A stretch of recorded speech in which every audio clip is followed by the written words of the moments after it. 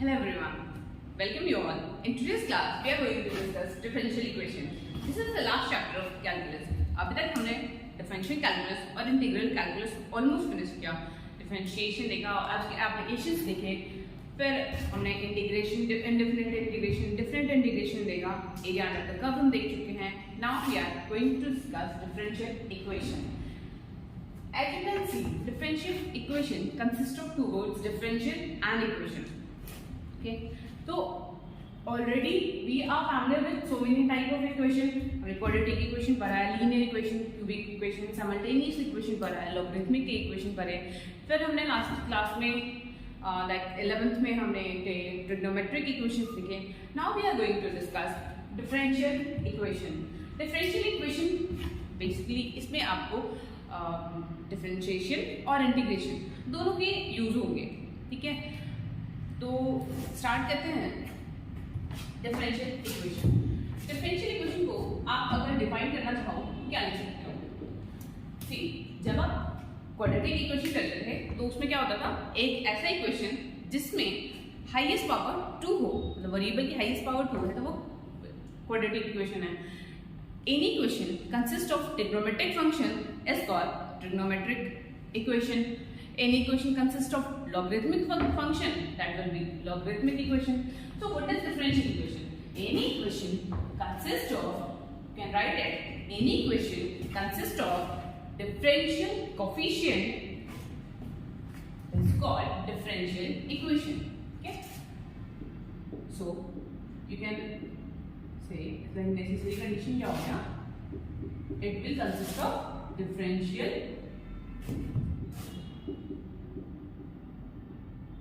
coefficient.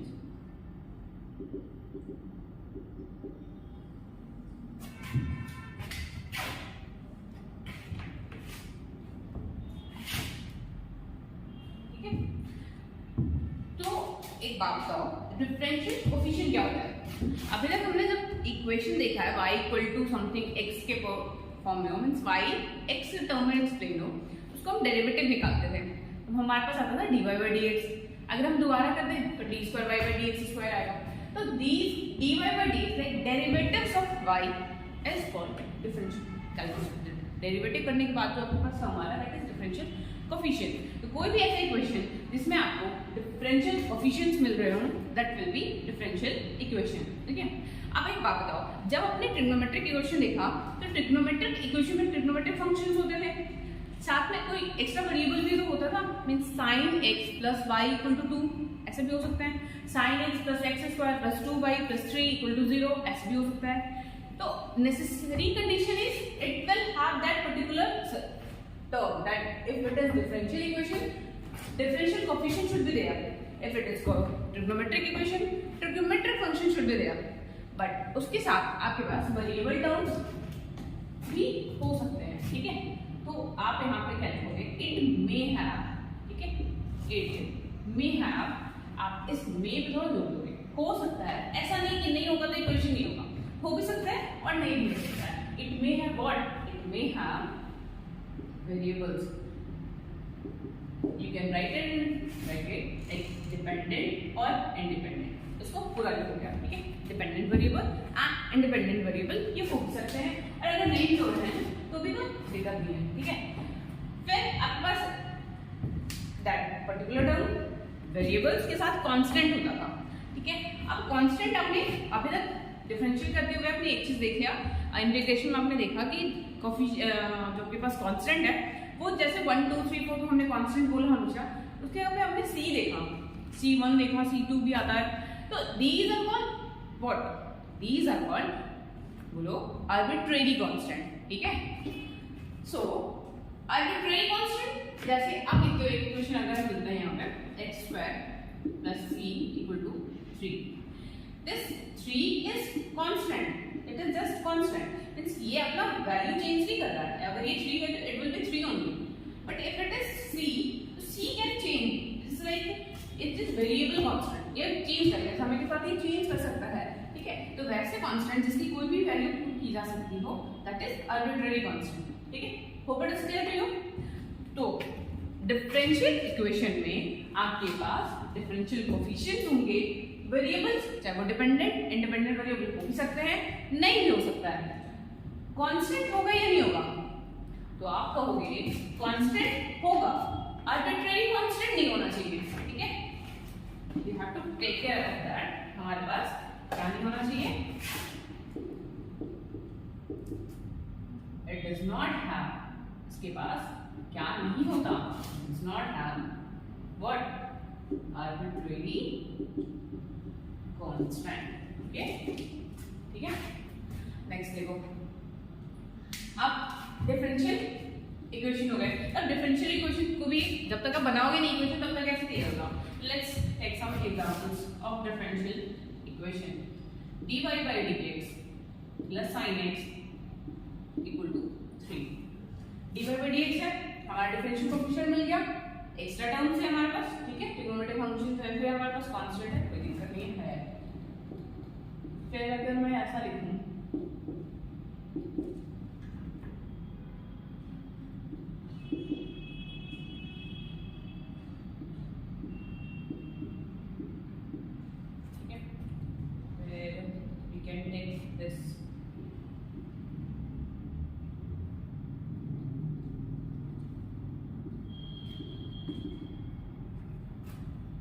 we can take, क्या ये सारे एग्जांपल्स हमारे डिफरेंशियल इक्वेशन को दिखा रहे हैं।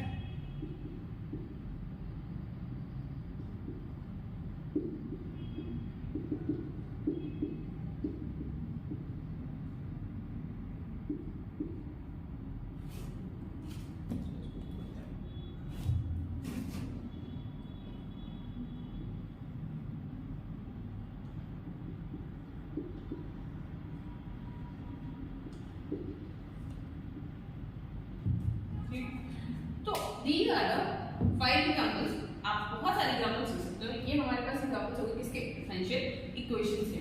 डिफरेंशियल कोएफिशिएंट है, डिफरेंशियल कोएफिशिएंट है, इन दो ही है, फिर यहाँ भी है, यहाँ भी है, चाहे कैसे भी हो, पावर में भी हो सकता है, आपके पास ट्रिग्नोमेट्रिक फंक्शन के फॉर्म में भी हो सकता है, किसी रेडिकल फॉर्म में भी हो सकता है।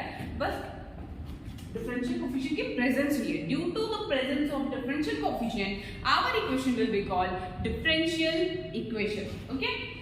चलो, अब एक चीज देखते हैं यहाँ पर।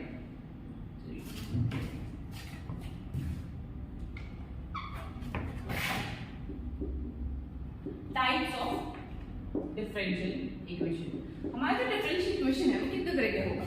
वैसे तो हर चीज को बहुत डिवाइड करते हैं, तो ब्रॉडली डिफरेंशियल इक्वेशन को आप 2 टाइप्स में डिवाइड करते हो। Differential equation can be divided into 2 parts. First आपके पास होगा ordinary differential equation, you can write this first ordinary differential equation. Second कहोगे it will be partial differential equation, ठीक है। फॉर्चुनेटली आपके सिलेबस में, आपके 12th सिलेबस में सिर्फ आपको ऑर्डिनरी डिफरेंशियल इक्वेशन पढ़ना है, पार्शियल डिफरेंशियल इक्वेशन आपको अभी फिलहाल नहीं पढ़ना। बट पार्शियल डिफरेंशियल इक्वेशन क्या होता है, हम इंट्रोडक्शन तो लेंगे, पता तो चले क्या होता है, डिटेल्स हम सीनियर सेक्शन में तो देख लेंगे, रिसर्च वगैरह करोगे तो। और अगर आप सीनियर सेक्शन में जा रहे हैं, चलो तो अब इसमें आते हैं ordinary differential equation. Ordinary differential equation क्या होता है, कोई भी ऐसा इक्वेशन, डिफरेंशियल इक्वेशन, कोई भी ऐसा डिफरेंशियल इक्वेशन जिसमें जो डिफरेंशियल कोएफिशिएंट हो उसमें सिर्फ एक डिपेंडेंट वेरिएबल होना चाहिए और एक इंडिपेंडेंट वेरिएबल एक ही होना चाहिए। इंडिपेंडेंट वेरिएबल, डिपेंडेंट वेरिएबल अच्छे से क्लियर करो। यहाँ पे dy by dx, अगर हमने डिफरेंशिएशन पढ़ना है तो डिफरेंशिएशन में dy by dx को बोलने का जो प्रॉपर तरीका है that is dy by dx ऑफ y, differentiation of y with respect to x। तो ये डिराइव हो रहा है y के रिस्पेक्ट में, तो y यहाँ पे इंडिपेंडेंट हो गया क्योंकि y के रिस्पेक्ट में किया जा रहा है, और y x इंडिपेंडेंट हो गया और y हमारा डिपेंडेंट वेरिएबल हो गया। फिर आप यहाँ देख रहे हो dy by dx, अगेन एक आपके पास क्या है, इंडिपेंडेंट वेरिएबल है, यहाँ पे भी x ही है। फिर आप यहाँ पे भी देख रहे हो ये x है, बट जब इस पे आते हो you will have d square y by dx square plus d square y by dt square. तो y को x के रिस्पेक्ट में भी डिफरेंशिएट किया गया है और y को t के रिस्पेक्ट में भी डिफरेंशिएट किया गया है। What it means? It means in this equation, in this differential equation, independent variable, ठीक है। तो वैसा कोई भी इक्वेशन जिसमें सिर्फ एक इंडिपेंडेंट वेरिएबल हो, ऑर्डिनरी डिफरेंशियल इक्वेशन, जिसमें एक से ज्यादा दो हो सकते हैं, तो वो पार्शियल डिफरेंशियल इक्वेशन, ठीक है।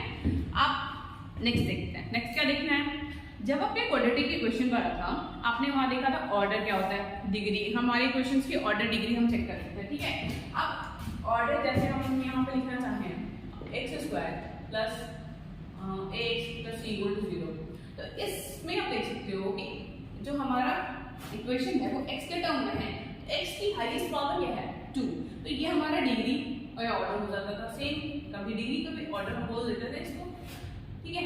अब यहाँ पे आप जब देख रहे हो तो इसका ऑर्डर क्या होगा, अगर हम यहाँ लिखते हैं order of differential equation, differential equation का ऑर्डर क्या होगा, तो डिफरेंशियल इक्वेशन का ऑर्डर होगा order of highest order derivative, ठीक है।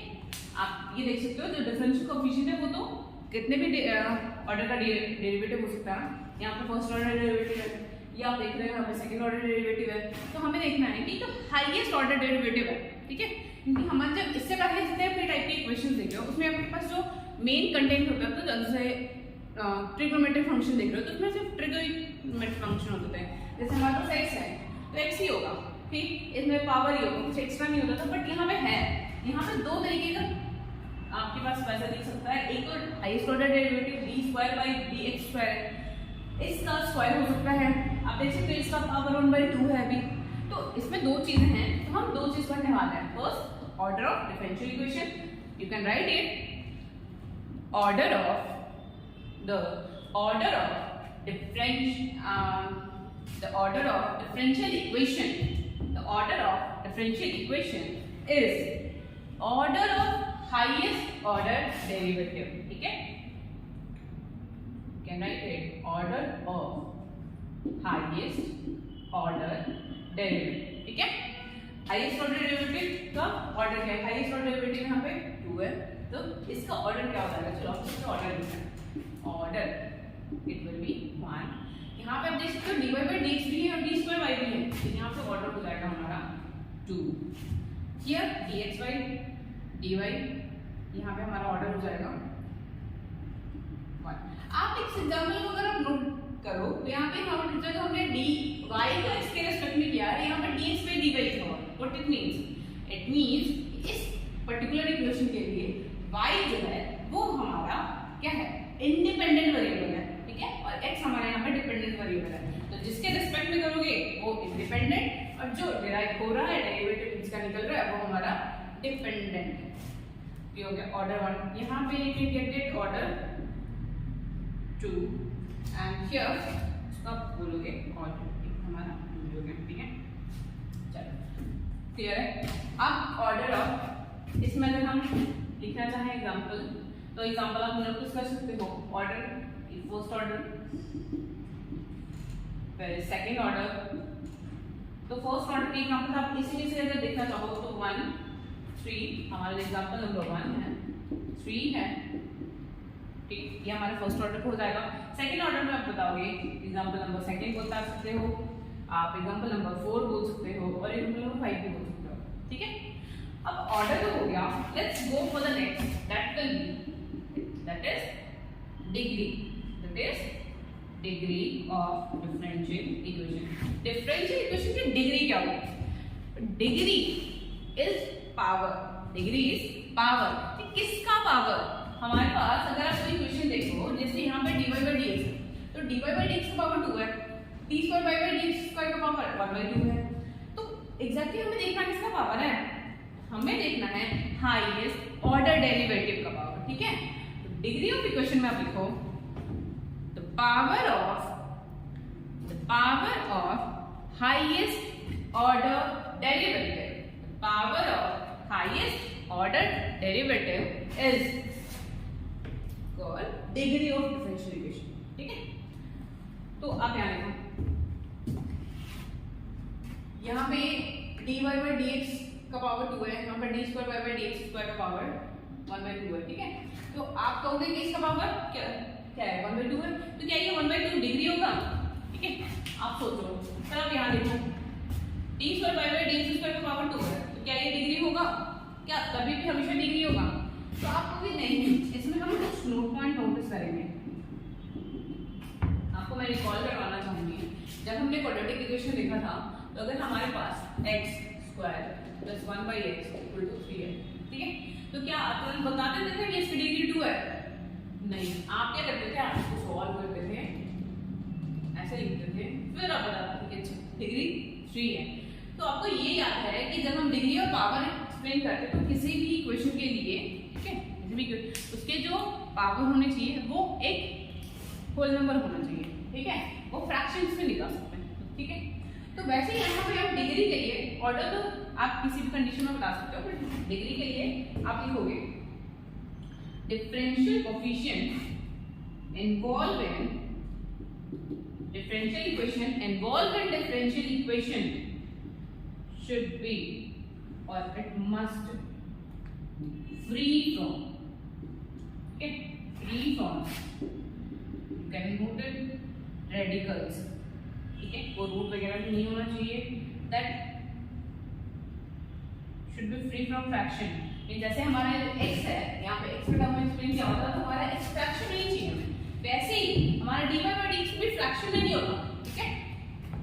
इक्वेशन में फ्रैक्शंस हो सकते हैं, don't be confuse with that, हमारा इक्वेशन में फ्रैक्शन हो सकता है, हमारा डिफरेंशियल कोएफिशिएंट फ्रैक्शन में नहीं होना चाहिए, ठीक है, वो ट्रिग्नोमेट्रिक फंक्शन में नहीं होना चाहिए। ट्रिग्नोमेट्रिक फंक्शन कहने का मतलब क्या कह रही हूं मैं, जैसे sin थीटा है, तो sin के लिए जो एंगल है वो एंगल dy by dx के फॉर्म में नहीं होगा, ठीक है। डिग्री एक्सप्लेन करने के लिए हमें उसमें से रिमूव करना पड़ेगा, फिर आप कहोगे वो लॉगरिथमिक से फ्री होना चाहिए, नेक्स्ट आप बताओगे वो एक्सपोनेंशियल से फ्री होना चाहिए, ठीक है, एक्सेट्रा। ये सब की चीजें जो हम जनरली किसी भी इक्वेशन में देखते थे, तो यहाँ पे भी होगा कि हम डिग्री एक्सप्लेन करते टाइम हमारा जो इक्वेशन है that should be free from this, ठीक है, उसमें जो डिफरेंशियल कोएफिशिएंट है इक्वेशन में हमारे पास इसकी प्रेजेंस हो सकती है, ठीक है। जैसे अगर आप लिख रहे हो sin x plus x to the power -3, ठीक है, तो ये पॉसिबल नहीं होगा आपके पास, आप यहाँ लिखोगे x इक्वल टू, तो ये x सेकेंड के लिए आपको वैलिड नहीं होगा। आप जैसे देखो, आप क्या लिख सकते हो, आप लिख सकते हो sin थीटा इक्वल टू 1/2, एक सेकंड जब theta equal to sin inverse 1/2 करोगे, ठीक है, बट आप उधर से उसमें नहीं जाओ, तो हमारा जो मेन कंटेंट है that should not be the part of that, हमारा dy by dx उसमें नहीं आना चाहिए, ठीक है। चलो, तो अभी हम डिग्री एक्सप्लेन करने की कोशिश करें। डिग्री, चलो फटाफट बता दो, degree of this highest order हमारा dy by dx हो गया, इसका पावर 1, इसमें आप देखोगे तो यहाँ पे ये तो आ गया पावर 1/2 में, तो हम पहले इसको रूट हटाएंगे, we will try to remove it, we can take square both sides, so this will be dy by dx to the power 4, this will be plus x and plus 2 root x and dy by dx को root square, ठीक है, और इस side हमारे पास d square by y dx square free हो जाएगा। अब आप बताओगे इसका पावर, इसकी डिग्री क्या है, you will say degree of this equation is 1। Similarly आप देखोगे dx by dy है, हम एक्सपोनेंशियल से इसको फ्री करेंगे, ये 3 हमारा उस साइड जाएगा, क्या we try to write it, it will be dx by dy, पहले हमारा फ्री हो गया, ठीक है, माइनस फ्री हो गया, और इसमें लॉग ले लो, कुछ ऐसा हो जाएगा, हो सकता है इसको माइनस करके यहाँ पे प्लस हो जाएगा, ठीक है। तो हमारा dx by dy का पावर क्या हो गया, तो आप हो गई यहाँ पे इसकी डिग्री हो गई, ठीक है।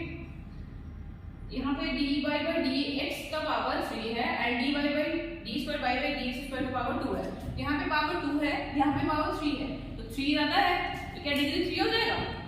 नहीं, हमें क्या देखना है, मैंने आपको बताया अभी डिफरेंशियल इक्वेशन का डिग्री हाईएस्ट ऑर्डर डेरिवेटिव का पावर होता है, हाईएस्ट ऑर्डर डेरिवेटिव तो ये हो गया, इसकी पावर 2 है, यहाँ पे डिग्री हो जाएगी 2, ठीक है। अब पार्शियल डिफरेंशिएशन में क्या करो, अभी फिलहाल इसको रख दो, ठीक है।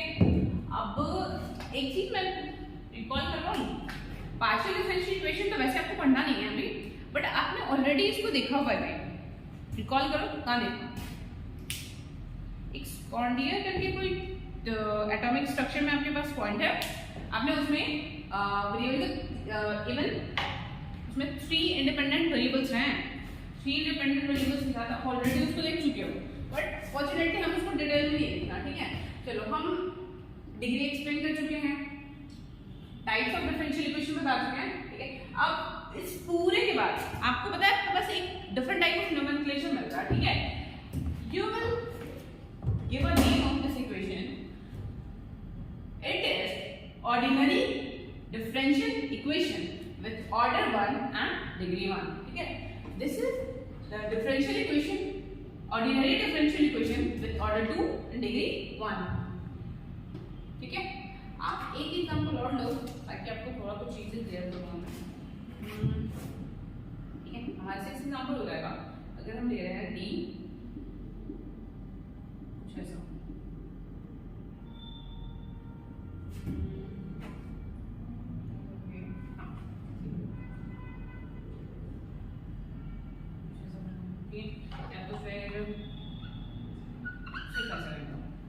अब देखो d to the power dy by dx, e to the power dy by dx equal to dy by dx है।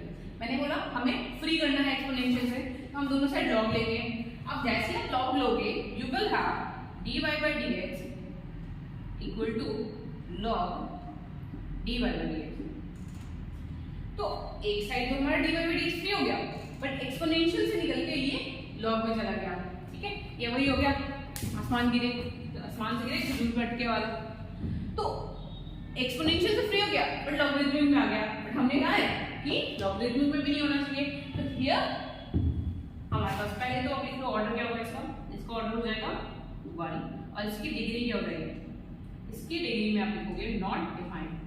हम अपना टूल ट्राई करेंगे कि हम उसको रिमूव कर पाए, नहीं होगा we will say its degree is not defined. इसका नोमेनक्लेचर प्रॉपर क्या बोलोगे, this is the ordinary differential equation with order 1, ऐसा नहीं बोलेंगे डिग्री नॉट डिग्री, बस इतना बोला इन ऑर्डर 1, क्लियर है, ठीक है। The differential equation involves in differential coefficient should be free from these, हम इसको फ्री करने की पूरी कोशिश करेंगे, ठीक है। अब आप आते हैं उसमें नेक्स्ट पार्ट आता है हमारे पास सॉल्यूशन ऑफ डिफरेंशियल इक्वेशन। हमने जितने भी इक्वेशंस पढ़े थे सारे इक्वेशंस के हम सॉल्यूशन पे देखते थे, यहाँ पे भी सॉल्यूशन होगा। आपके पास ऑर्डर डिग्री देगा, वैसे हम यहाँ सॉल्यूशन भी थोड़ा डिफरेंट तरीके से देखेंगे, हमारे पास कुछ एक्स्ट्रा मिलेगा, ठीक है। आप बताओ हमने क्या बोला, डिफरेंशियल इक्वेशन में हमारे पास आर्बिट्रेरी कांस्टेंट नहीं होना चाहिए, कोई भी सा भी ऐसा अगर इक्वेशन लेता है, ठीक है, तो छोटा सा लेते हैं dy by dx plus x equal to 3, ठीक है। तो dy by dx differential coefficient है और इसी के प्रेजेंस के कारण इसको हम डिफरेंशियल इक्वेशन बोल रहे हैं। तो इस इक्वेशन का जो सॉल्यूशन होगा, ठीक है, इस इक्वेशन का जो सॉल्यूशन होगा वो क्या होगा, इस dy by dx को सेटिस्फाई कर रहा होगा। जैसे जब हम यहाँ निकालते हैं, ठीक है, तो x की ऐसी वैल्यू जो इस इक्वेशन को सेटिस्फाई कर दे वो उसका सॉल्यूशन, थीटा की ऐसी वैल्यू जो इसको सेटिस्फाई कर दे सॉल्यूशन का इक्वेशन, ठीक है। तो यहाँ पे हमारा डिफरेंशियल कोएफिशिएंट में है, डिफरेंशियल इक्वेशन कोएफिशिएंट को जो भी सेटिस्फाई करेगा दैट विल बी सॉल्यूशन, ठीक है। तब सॉल्यूशन करने का मतलब क्या है, dy by dx निकालना है, dy by dx क्या है, तो निकालने के लिए क्या करोगे, हमारे पास y था, हमने उसको डिफरेंशिएट किया था, हमारे पास dy by dx आ गया था, ठीक है। अब dy by dx हमें y के पास जाना है, एक ऐसा इक्वेशन लेना जो इसको सेटिस्फाई करे, तो हम क्या करेंगे, यहाँ पे हमें इंटीग्रेट करना होगा, ठीक है। तो इंटीग्रेट जब करोगे तो हमने देखा है कि जब हम डिफरेंशियल इंडेफिनिट इंटीग्रेशन पढ़ रहे थे, हमारे पास इंटीग्रेशन पर कांस्टेंट आते थे, तो इसका इंटीग्रेशन करने के बाद में हमारे पास कांस्टेंट आएगा, तो कांस्टेंट कितने आएंगे, ठीक है। अगर आपके पास n नंबर ऑफ कांस्टेंट्स आ रहे हैं, n number of arbitrary constants आ रहे हैं, तो देन हम क्या कहेंगे कि ये एक जनरल सॉल्यूशन है, ठीक है, क्लियर है। आप यहाँ लिखोगे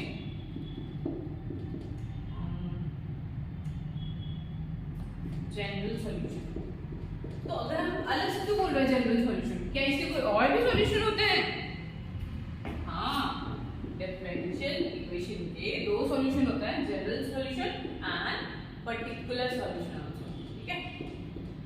आपको ये दो बार क्या है, आप अगर हर वर्ड्स को देखो, मैंने आपको हर बार बताया है किसी भी चैप्टर के नेम में, डेफिनेशंस में सबसे इजी क्या होता है ना, उस वर्ड को अच्छे से देखो। जनरल सॉल्यूशन, जो भी जनरल है मतलब उसकी जगह पे कोई भी आ सकता है।